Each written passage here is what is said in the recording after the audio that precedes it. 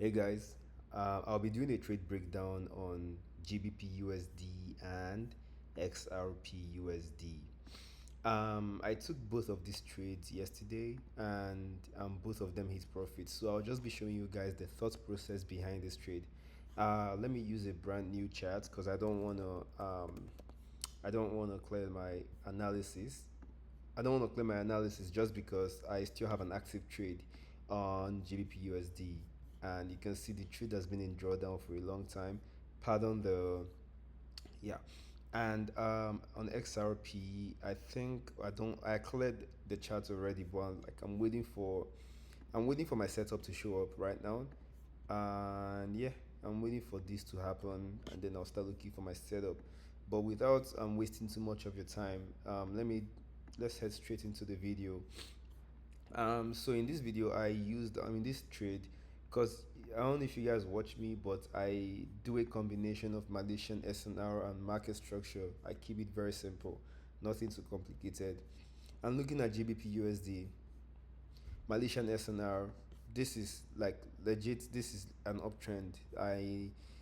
You can see that market is not reacting from any daily zone, and actually let me go back down one day.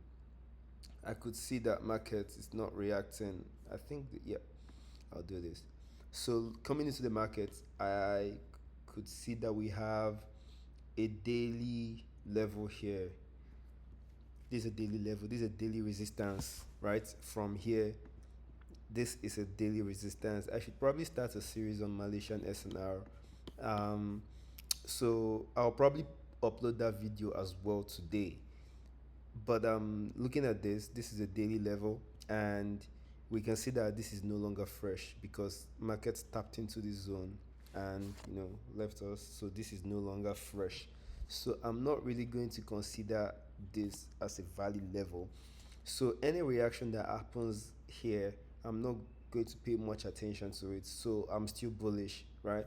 So I knew that daily using Malaysian SNR, I'm still bullish. However, there was a reaction. The reaction on the 4 hour is not enough to cause a break of structure, right? So I knew on the daily time frame that I was bullish, and that's all I needed to know for my direction, to be honest. And then, like, I don't really use that information like that. The main analysis comes from the 30 minutes time frame because I know that I'm bullish. Market is creating series of higher high and higher lows, and looking at this, this is a valid lower higher low, right? This is a higher low, and it created. So for me, this will not be a valid higher high. This is not a valid higher high for me. So for me to consider higher high valid, I need to see a deep pullback. This is not that strong. So I ignored this pullback and I used this pullback instead. So this one right here was a valid pullback for me, and using the basic market structure, you can, once you know this information, right, you can either like enter straight. If you're the kind of person that likes to use Fibonacci, you can either like enter straight on the 70 or 61.8 extension, or you can just wait for extra confirmation, which I like to do. I like to wait for extra confirmation on the lower time frame, and that is what I did on the 5 minutes time frame. On the 5 minutes time frame, I'm just looking for a change of character. So I just I was just searching for a change of character, and I think um, so. If the market, right, if the market breaks this, then this is a valid change of character for me. And if it doesn't break that, there we go. So that was the change of character for me, and you already know I was in the trade instantly. Like sometimes I like waiting for markets. I like setting limit orders here sometimes, which can play out. But these days, because the advantages of taking your entries here is that you can get more risks to reward. You can get 1:5, 1:10. But I've come to realize that risks to reward, and I know I just prefer being on a trade like this these days. It's just more peace of mind, like wider stop losses, like shorter profits targets. I don't know, it just feels more professional in a way, because I see myself trading a seven figures account, and when I have a seven figures account, I wouldn't want to be having like a three pip stop loss. I would just much rather like give my trade room to breathe. You know, like I'm not a prophet. I'm not here to predict the market. I'm here to take my own share and dip. Yeah, so this was a trade, and I was in. My stop losses were here, and my take profits was right on the 1:2 risk to reward ratio. And yeah, the rest was history. It played out. It played out. I wasn't watching the markets. Like, yeah, I wasn't watching. See, you guys, he came down. He actually came down. Market actually came down to this zone, and I didn't even know that. It actually came down to that zone, and you can see that if I had taken my entries off of that zone, I would have gotten a way better risk to reward. But like I said, I'm not really chasing high risk to reward. I just need to make a little bit of money and then dip. So this was the trade, and you can see that the 1:2 was successful. And yeah, that was the trade on GBP USD, and I'll move over to XRP USD. Kind of like the same thing, to be honest. This was yesterday.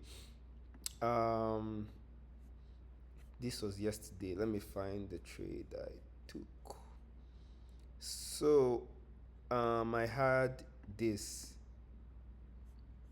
right? I had this, and this was my lower high, and this was my lower low. And I just wait for markets to get to 50% of this whole range. And once market is on 50%, I go down to the 5 minutes time frame, and I start looking for entries. Initially, I had an entry here, and I don't think I think it was stop loss. I had an entry here, right? Market broke this. This was a change of character. Market broke out of this, and I had an entry here, stop losses here, and then it was my stop loss was triggered, but I didn't get in my feelings. I just waited again, and I think I had a better setup here, right? Yeah. This was my entry. This was my entry, and for this one, I had a little bit more risk to reward. I went for a 1:2.5, and it played out really well. I don't know how long it took, but it actually played out really fast. So that was the second trade. So that's essentially how I took these two trades, and I'll show you guys what I'm currently looking at on XRP. So if I go back to the real time on XRP right now, and I'm looking at this as my lower low, and this is my lower high. This is my lower high. And right now I'm just waiting for markets to get to 50%. Here, let me even set an alert. Set an alert here. When market gets to 50%, I'll look for my setups, because market has been trending downwards, and chances are that like it's going to keep trending downwards. If it doesn't trend downwards, then I lose money. But I don't, it's what it is in the game of trading. But yeah, I hope you guys enjoyed this video, and I'll see you guys on the next one.